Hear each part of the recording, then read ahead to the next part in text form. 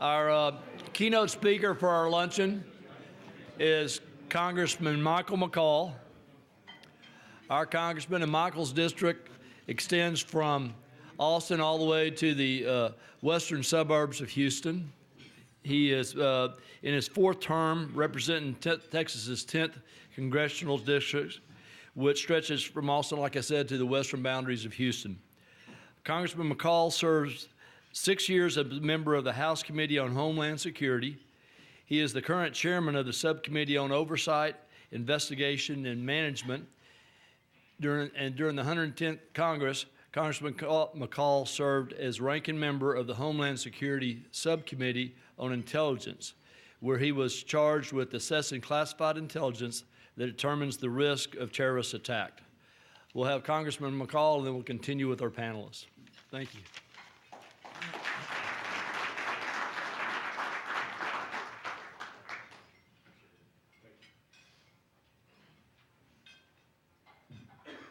Well, thank you, Richard, for that introduction and the invitation to speak to you here today. And let me pay my personal special respects to one of my dearest friends and mentors, Admiral Inman, and all the great work you've done for the LBJ School.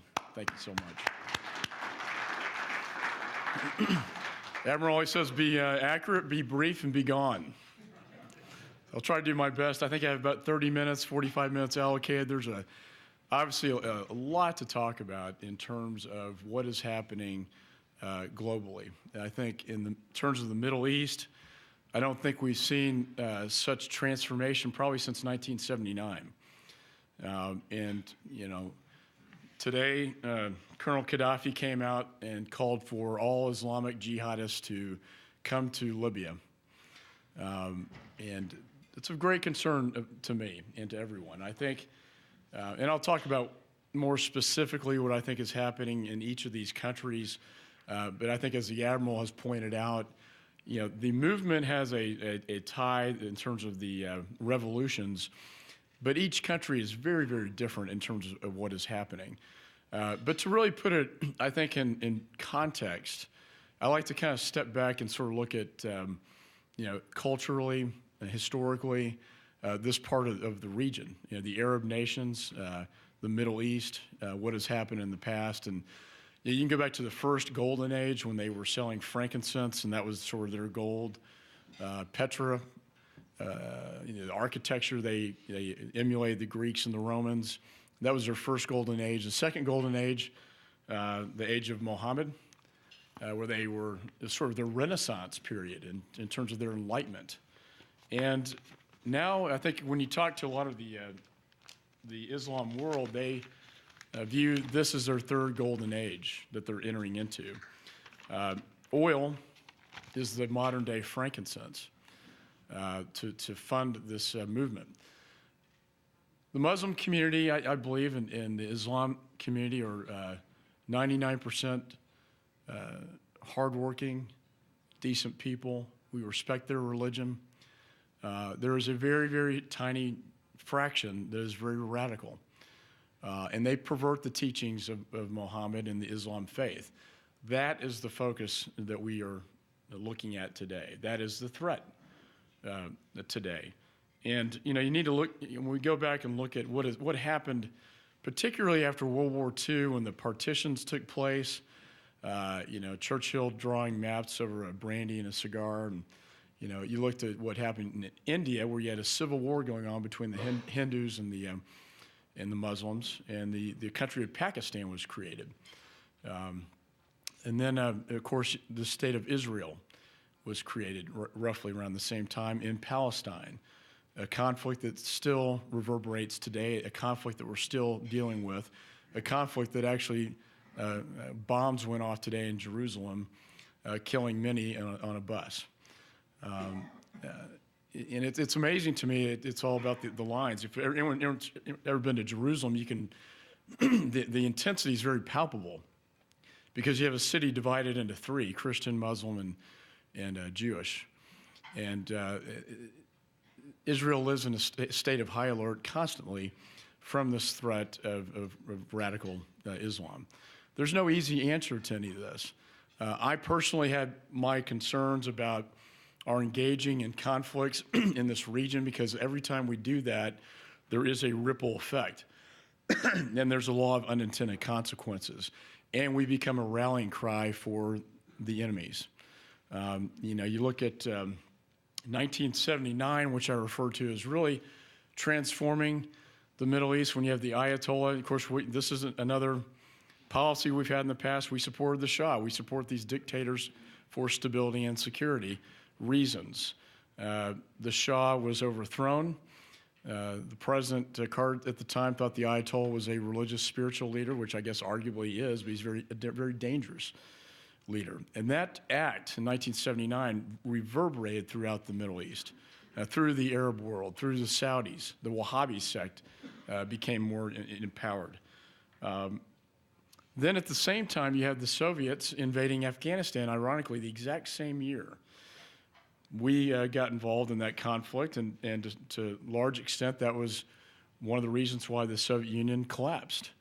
But at the same time, we created a force, if you will, that we're still dealing with today, and that is the Mujahideen. Bin Laden was part of this effort.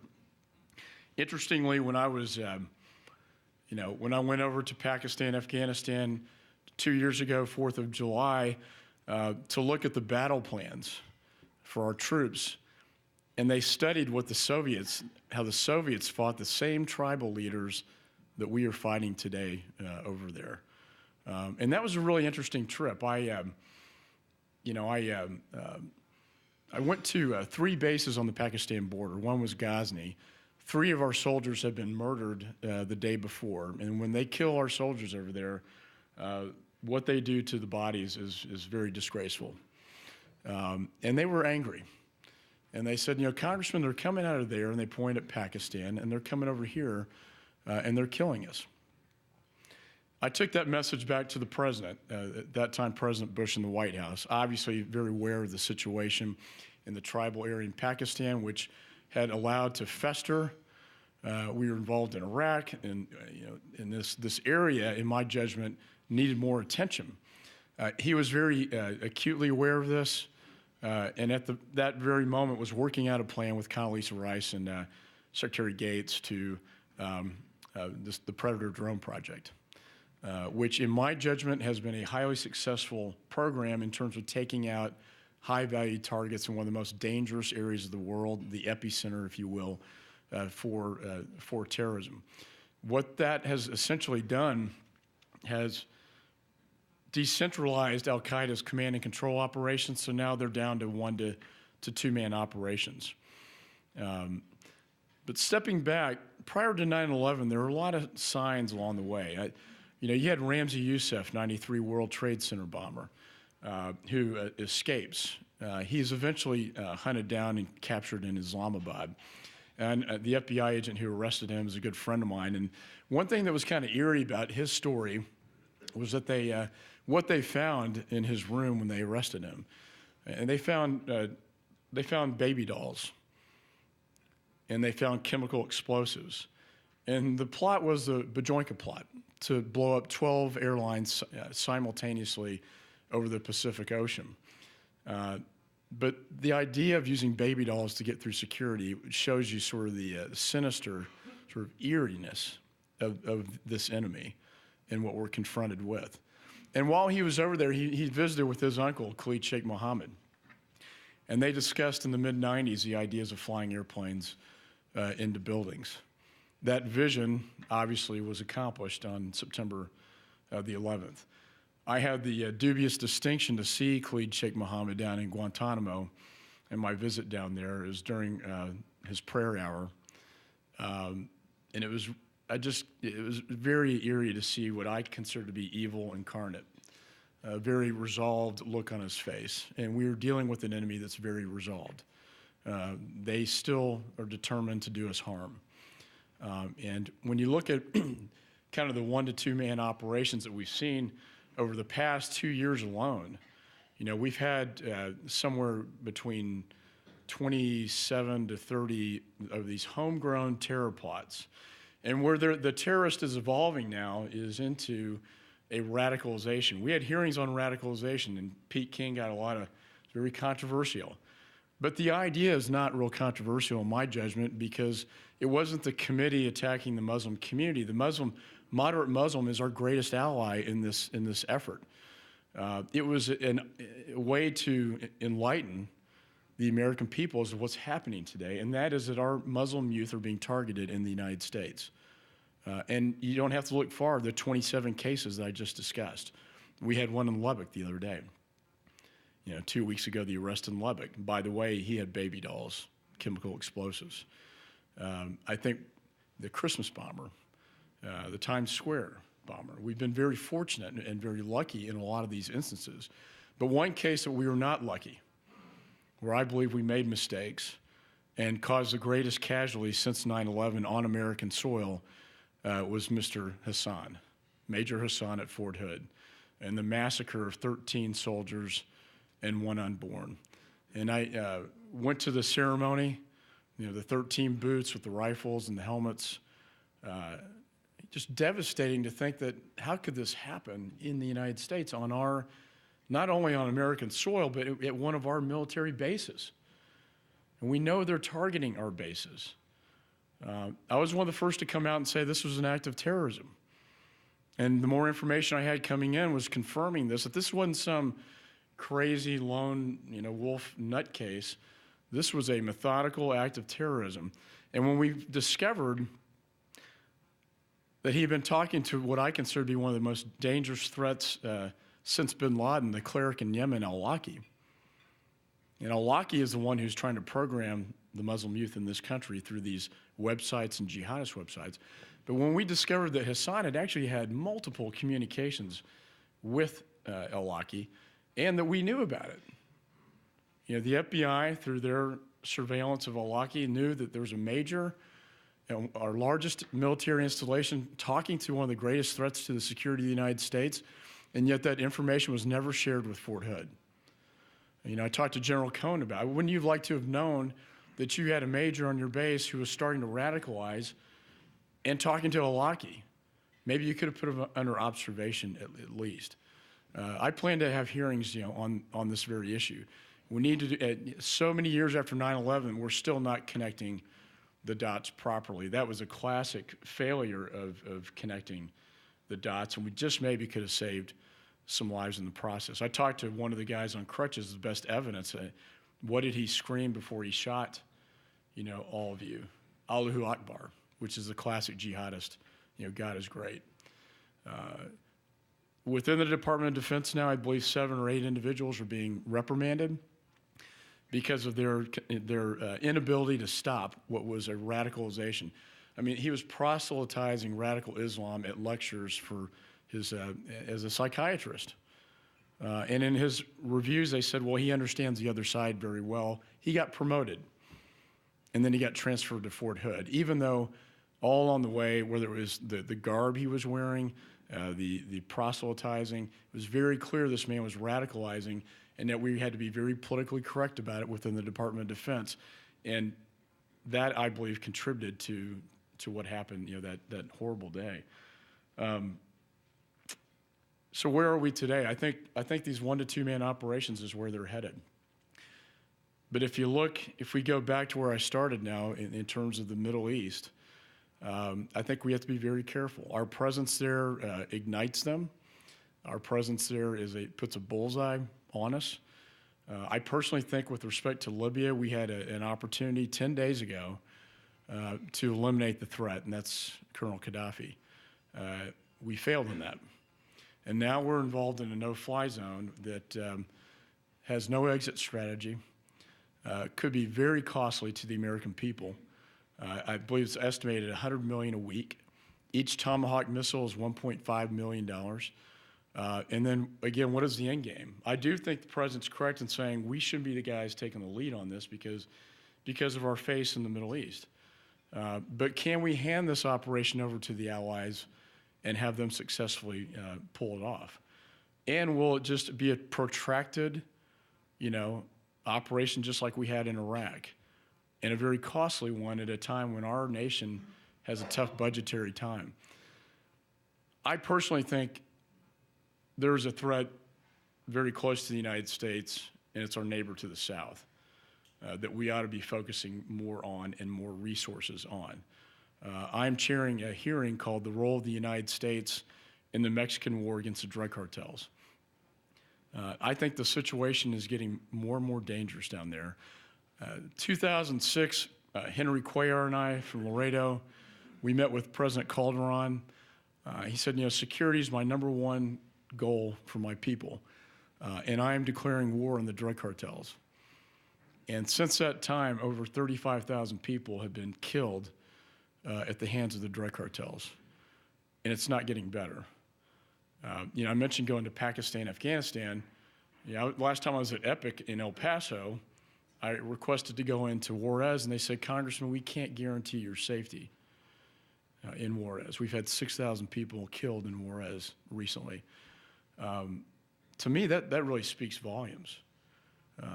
The 2 ICE agents who were killed, or 1 killed and 1 wounded, in my judgment, is a game changer, because now 25 years have passed. Now they are targeting our guys down there. They're targeting U.S. law enforcement. I had the opportunity to meet with Agent Avila last week. He was shot 4 times. Zapata was shot 6 times and killed. Agent Avila is walking on crutches, and I said, can you just describe to me the scene? And he said, they boxed us in the classic style. 2 cars were in between, forced us off the road. 10 guys jumped out, AK-47s. All the while, they're yelling in Spanish, we're Americans, we're diplomats. I said, was there any mistaken identity here? He said, absolutely not. They knew who we were. They were in a frenzy. And he said it was evil. Almost 90 rounds were fired from those AK-47s. It is a miracle that Agent Avila is alive today to tell his story about what happened. And when you look at the vehicle, it reminds me a lot of that movie Bonnie and Clyde. When you look at the vehicle with, just about 90 bullet holes in this vehicle, the fact he survived that is a miracle. They transported him to the closest hospital where there wasn't any security. They picked up intercepts, as the cartels like to do. They like to finish what they started. They don't like leaving eyewitnesses. So when they knew that the agent was in a hospital, they're on their way to the hospital to take him out. They evacuated him to Mexico City, and then his whole family went to El Paso. Now he's currently in Virginia. But it raises the issue of, what is our policy in Mexico? What's the plan in Mexico? We passed the Merida Initiative. I was very involved with that with Congressman Cuellar. That's over 2 years ago. $1.3 billion to provide Mexican or military assistance to the Mexican people. Only 25% of that has gone down to the intended purpose.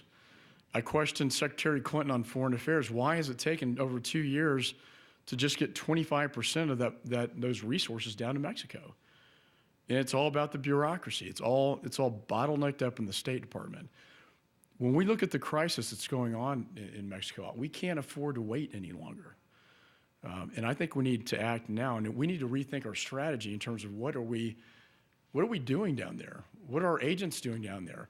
Are we going to allow them to be unarmed down there? If we're putting them in a war zone, it seems to me they should be allowed to carry weapons. But what is the role of the United States, and what is the role of our military with the Mexicans? I think ultimately we're going to be asking questions about, what do we do in Colombia?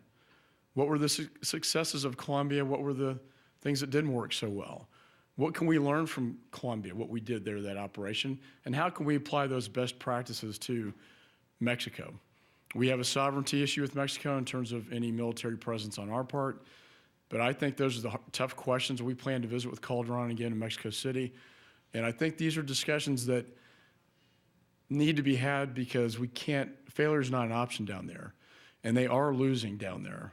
And if we fail to act, and we have a failed state just south of our border, that will be a haven for terrorists. And that's just right next door. It's right in our backyard, and we can't afford that to happen. So, lastly, and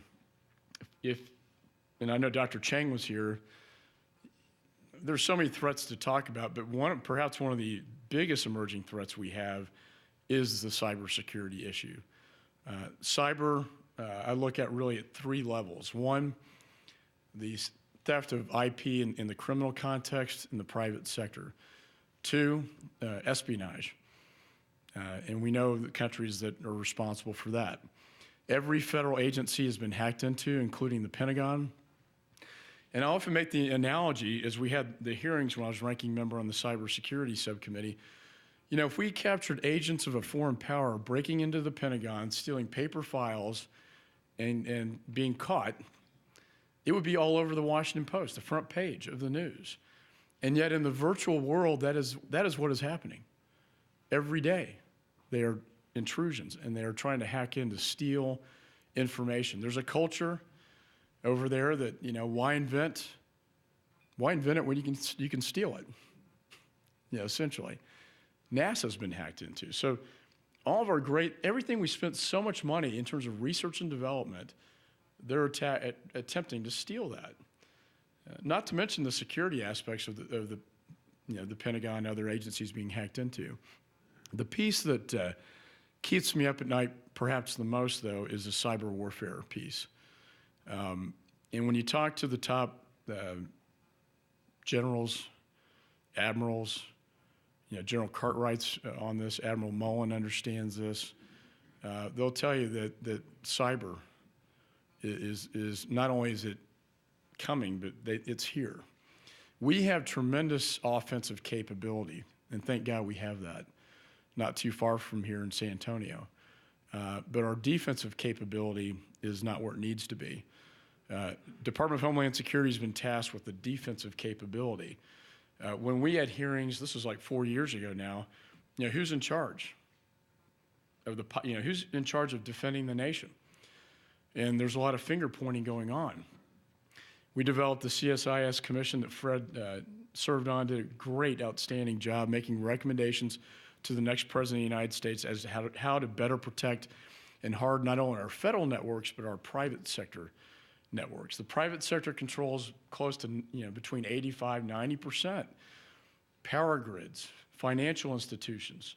A denial of service attack or an attack in this country could potentially shut down these critical infrastructures and cause far more economic damage than the airplanes flying into buildings. It's kind of like the nuclear missiles. The genie's out of the bottle on this stuff, and when it gets in the wrong hands in a rogue nation, if they take an offensive cyber attack on this nation, they could do great harm. And so that's what we need to defend. And when we ask the question, who's in charge, there wasn't much leadership. And we asked Homeland Security, which is sometimes sort of an orphan child, are you coordinating with the NSA or the DoD that has the expertise? They are now, but 4 years ago they were not. I think the good news on the cyber front is that coordination is now taking place. But it's an evolving threat. Anytime you talk about technology, you got to stay one step ahead of the curve. So let me just say that looking at the individual countries going back to the Middle East, Khatub was a scholar in the United States, an Egyptian. He went back and was really kind of the leader of what became more the militant, violent faction of radical Islam with the Muslim Brotherhood. When we look at Egypt, that is probably the greatest concern we have. The Middle East abhors a vacuum. And what we have there right now is a power vacuum. And the question is, who is going to fill the vacuum? We know that in Bahrain, there are protests going on in Bahrain by the Shia. And don't think that Iran's not behind that. Iran loves to fill the vacuum. So we got to keep a very close eye, I believe, on what Iran is doing over there, and what the Shia movement, what the Muslim Brotherhood could potentially do. In Egypt, let's not forget that the number 2 man to bin Laden, Zawahiri, is an Egyptian, and he was part of this effort, this movement as well, and had spent some time, in jail. You look at Tunisia, very different story. A very secular, peaceful transition of power. I met with the ambassador from Tunisia. He wants our assistance. I think that is we support emerging democracies. But with these emerging democracies, there are certain threats out there that we need to monitor, I think, very closely. With Egypt, the military is in control. That's, I think, a good thing. They don't like the Muslim Brotherhood. They are going to try to bring in the political process. But we have to keep a very close eye on how that is evolving as well. And with respect to Libya, as I've mentioned, we don't really know what the resistance looks like there. Who are the players that are going to emerge? Or is Gaddafi going to be able to stay in power? We had the DNI Clapper saying that Gaddafi is going to stick around. So as long as Gaddafi is there, we're going to have a no-fly zone.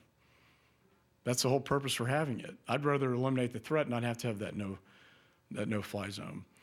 Not to rail on the DNI, but Mr. Clapper said the Muslim Brotherhood was a secular movement. It's so far from the truth. It's a radical religious movement in the Middle East that we need to pay attention to as well. So all these issues are complex, challenging. I do think Iran, we really have to keep our eye on Iran. I asked Secretary Clinton if we're being so supportive of the movement in Egypt, as we should, and in Libya and Tunisia, where are we on Iran? Why is the administration silent? Why aren't they saying something about the resistance in Iran? Because I think if we have an opportunity to support a resistance in Iran, which I think is still one of the greatest threats out there.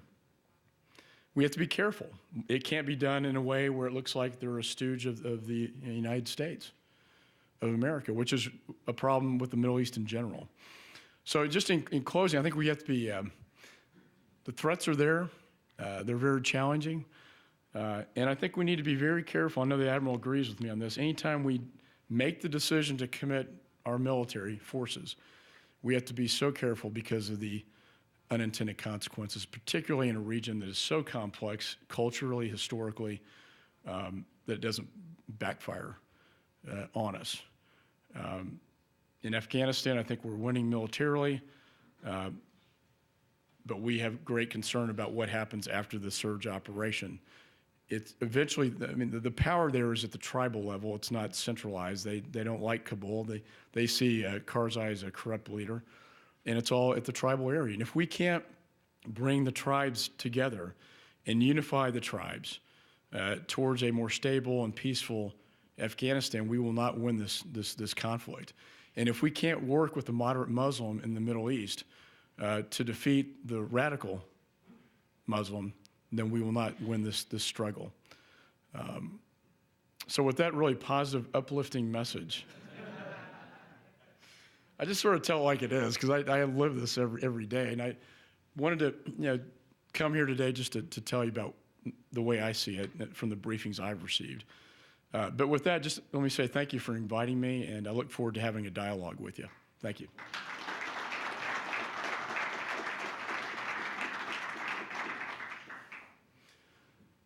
Are there any questions?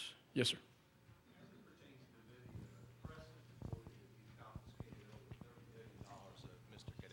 Assets. Why don't we use part of that money to reimburse the United States military for its out-of-pocket cost? I agree. I couldn't. Question was, if we've confiscated $30 billion in Gaddafi's assets, we should use that to reimburse our military. I think NATO would argue, let's reimburse all the military operations. But it makes sense. It makes sense to me. Question is, if we don't take the lead in this role, which I think there is some value to not doing that. But the issue is, can we really hand it over to the allies and expect them to be able to pick the ball up? We did the heavy fighting. The last 2 days, we've been doing all the heavy lifting. And, I know the Admiral can probably answer that question a lot better than I can. Are they capable of taking over this operation? We'll still have a role in it, but we're not going to be taking the lead. Yes, sir. Frank? I was really interested in your comments on Bahrain. It's one that, a situation that's really been beneath the surface that it's hard to make sense of from the outside. You have obviously a majority Shia population that has some legitimate grievances. You have a regime there that had appeared to be looking somewhat reform-minded, very much an ally of ours, and then all of a sudden you had this sudden reversal, Saudi troops coming in, a crackdown, very hard to make sense of, to figure out, and then you hear these, is Iran really behind this? But on the other hand, there are these legitimate purposes. What is your read on what's going on there, and what should the U.S. policy be? It seems to be a particularly difficult one. It's very difficult. I do think Iran is complicit. I think it's in their best interest to see the Shia take that over. I think the royal family is scared to death about the Wahhabis right now, and the Wahhabi sect overthrowing them. But you have two things happening. You have like at Tunisia and Egypt where they didn't fire on their people, and they're going through a peaceful transition, and then you have Libya and Bahrain where they are firing on their own people, and how's that going to play out? And so. But again, I think in terms of our role, we have to be very, very careful about anytime we put our finger somewhere, there's a ripple effect. So, but the fact that it does have an Iran connection greatly concerns me. And just by way of footnote, I met with the Libyan ambassador last week. He's defected from Gaddafi, and he was advocating the no-fly zone. He said, this administration is waiting too long. This window is shedding really fast, and if you don't act in a matter of days, our entire people are going to be destroyed. And I think, so there was this great sense of urgency on the Hill to do something. And I think, we took the path of least resistance. I think that this could have been handled better 10 days ago with far less casualties. We would have saved a lot more lives, and it wouldn't have been as costly. I think this no-fly zone is going to cost us a lot of money.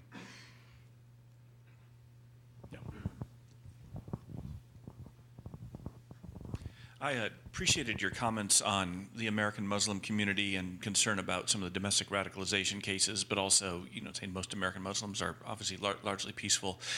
In light of Congressman King's recent hearings, which got a lot of attention, and maybe he could have handled some of the optics of it a little better, but I think the substance of what he was trying to get at is obviously a very legitimate issue.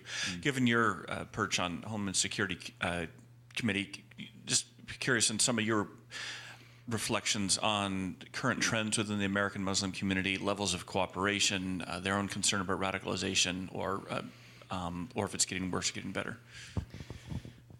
When I worked in the Justice Department, I was chief of counterterrorism in the U.S. Attorney's Office here, and one of our goals was to get out there and talk to the mosques and the Muslim community and say, look, we want to work with you.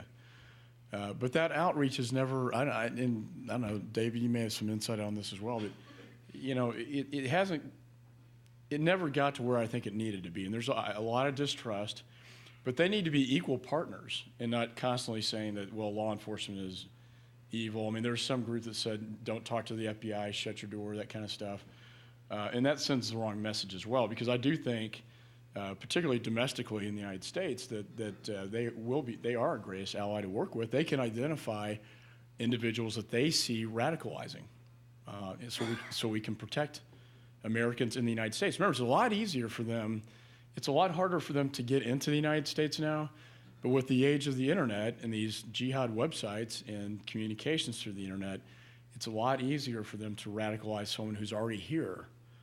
And they prey on, it's really sad, on young people, and mostly Muslim, to radicalize them. We heard the account of two fathers, one whose son was radicalized in a mosque in Tennessee, in Nashville, basically taken to Yemen, and came back and killed a U.S. soldier in Arkansas. And he said, they destroyed my son's life. I didn't even recognize my son. He came home and started taking down the portraits of Martin Luther King that he had in his room, and suddenly he could see the change going on. And that's what they tried to do. And they were very successful in doing that, and they did, like Hassan, they targeted a military installation. The other case involved a Somali in Minnesota where they radicalized him. He went over to Yemen. Went to Somalia. And you get the Al-Shabaab sect, which is aligned with Al-Qaeda, and that's out of Somalia. And he tried to get back home, and they killed him over there. So those are just two examples of many. And I think messaging-wise, you're right. Pete King, he came out pretty hard charging. we have to message it in terms of, you know, they need to work with us too. We need to be a partner in this. Because, you know, 99% of them they're great people and they're peaceful. But if they can work with us to identify the threats, that's a win-win. So, yeah. Question in the back.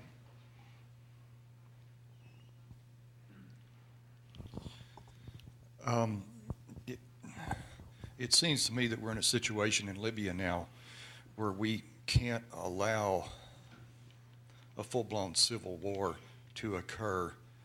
And so you said you met with the defective ambassador from Libya. I'm curious, he publicly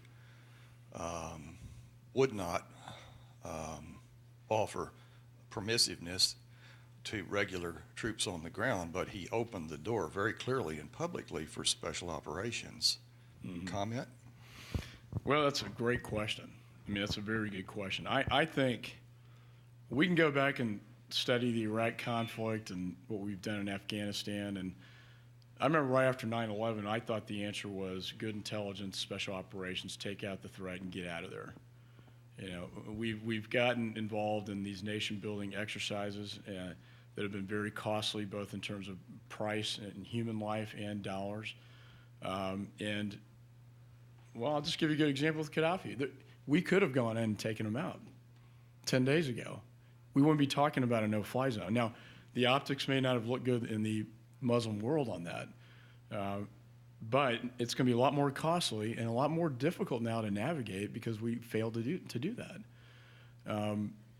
So it kind of, I think, I mean, you're really hitting a very important issue as we study these conflicts. You know, the Admiral, I've talked about Vietnam and how we just got bogged down and we couldn't, you know, resolve that thing. There's a serious, legitimate question as to how do we handle these conflicts in the future. You know, do we just use good intelligence? We didn't have good intelligence in Iraq. That was part of the problem. We had terrible intelligence. We didn't have human intelligence. And what we had was wrong. And then, you know, Afghanistan, Pakistan, you know, we could go in with good intelligence there. And we're doing that with the drone project. We're surgically taking out the high-value targets. It's greatly dismantled their command and control. And I think getting into the nation-building exercises, the cost of that, and, you know, more and more people in my district are, you know, they support our troops and they support, you know, the mission and the war effort, but they do question, you know, all the money going over there when we're hurting here in the United States, and we got this threat next door in Mexico that we're doing nothing about, and we're not spending any resources to address that. And that's kind of what I'm hearing more and more. Yes. You mentioned a couple times 10 days ago we could have taken him out. Do you mean kill him, or do you mean take Gaddafi and transport him to another country? And do you mean troops on the ground would have done that? There are a lot of options there. But killing him was one of the. I would say any would be better than what we have right now. I see. Okay. Thanks. Yeah. Where's Gaddafi going to go? Nobody wants him. You're taking away all his money. You've got to fight to the bitter end. We could send him to Guantanamo. No, I'm just kidding. But I mean, there's been some talk of, you know, the Pan Am flight, you know, the prosecution, but I don't know. I'm sure we can find somewhere to put him. I think early on, giving him an out, though, if we could have worked with him to give him an out, so you're going to lose, and to give him a peaceful way to get out of this situation. But I think that window of opportunity is shut now. And what I hate to see is an escalation over there. And I think the president's smart to say we're not going to put troops on the ground there right now. But unfortunately, that may be the only way to resolve this thing. But that's the last thing I want to see. You know, troops in Libya now, because we're so overextended. You know, down there, you got the National Guard. You know, they're going to be taken off the border in June. That whole operation is winding down to a close. And I talked to General Salazar at the hearing, and I said, well, they're leaving. What's the plan? He said, there is no plan. Talked to the Chief of Border Patrol. What are you going to do? Well, you know, do the best we can with the resources we have. Going back to my theme, that I think we need to be paying more attention to what's happening right next door. Yes, sir. What's going on with the security screen at airports, and what's around the corner pertain to the same thing?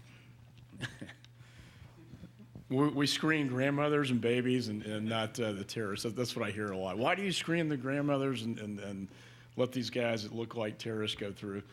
I've had classified briefings on their processes. I mean, there is some method to the madness.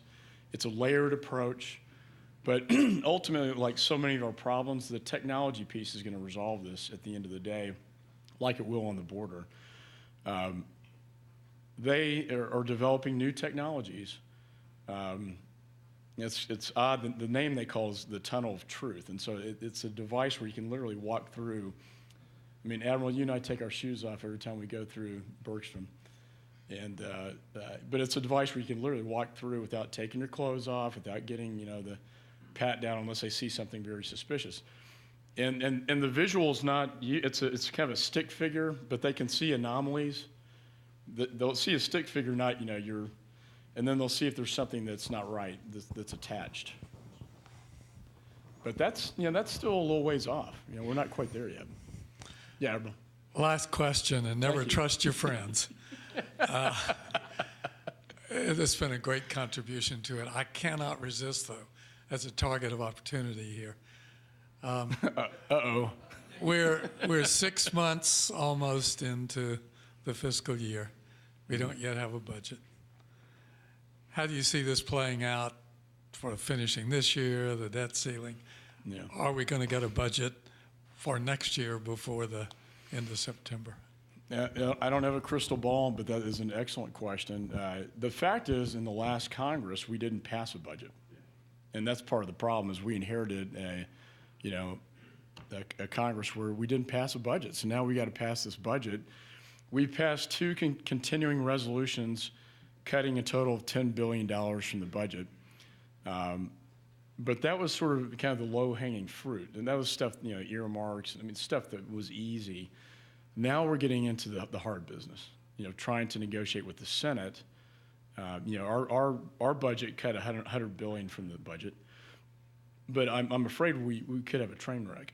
Neither side wants to shut down the federal government. And that's in no one's best interest. But this is where real leadership comes into play. It's my leadership, and the Democrats and the Senate and the president need to really come forward and lead on this one, because we can't really afford to shut down the budget. I will say also with respect to the budget, and I think when we talk about we are going to cut a lot this Congress, but we do need the resources in the areas I've discussed, particularly Mexico. I think that's an area where we need to ramp it up. There's $30 billion in cash and guns going south into Mexico. If we could confiscate that $30 billion going south, we could fund this operation, and that's something that I'll be working on. But when you look at, Admiral, as you know the budget and how it works. There's discretionary income, and then there's discretionary spending, and then there's mandatory. We could eliminate all discretionary spending. We wouldn't come close to bringing down the $14 trillion debt that we have as a nation, which, according to our military, is a national security crisis. We have to speak honestly, and for the first time have an honest dialogue with the American people about what is a major driver of spending in this country. And it's the mandatory entitlements. And politicians have kicked this can down the road for decades. They aren't willing to talk about it. That's primarily why we're in the situation we're in today. But that is a major driver of spending. And my view is we need to modernize these programs and reform them to save them, because we can't continue the current course. The trajectory goes so high that it'll destroy this nation. So we have to have an honest debate on this. We may not pass a budget that deals with them this year, but we have to start having that dialogue with the American people, that this is a problem that has to be dealt with. It's been the pink elephant in the room for so long, and no one wants to talk about it. And politicians don't want to talk about it because it's political poison. But I think the climate is such that I think it is ripe for a debate about how do we modernize these programs and reform them to save them, because no company starts something and never modernizes it for 40 to 60 years and stays in business. And that's what's happened in the federal government. We got to protect seniors, but we got to look at the new generation coming in and how can we reform it to save. We have some good ideas. I think it's going to be a healthy debate that's long overdue, but it's a debate that we have to have, in this nation. And I welcome it. I didn't run to get reelected. I think we need to be honest about this discussion. So, as always, excellent question. Thank you. Thank you.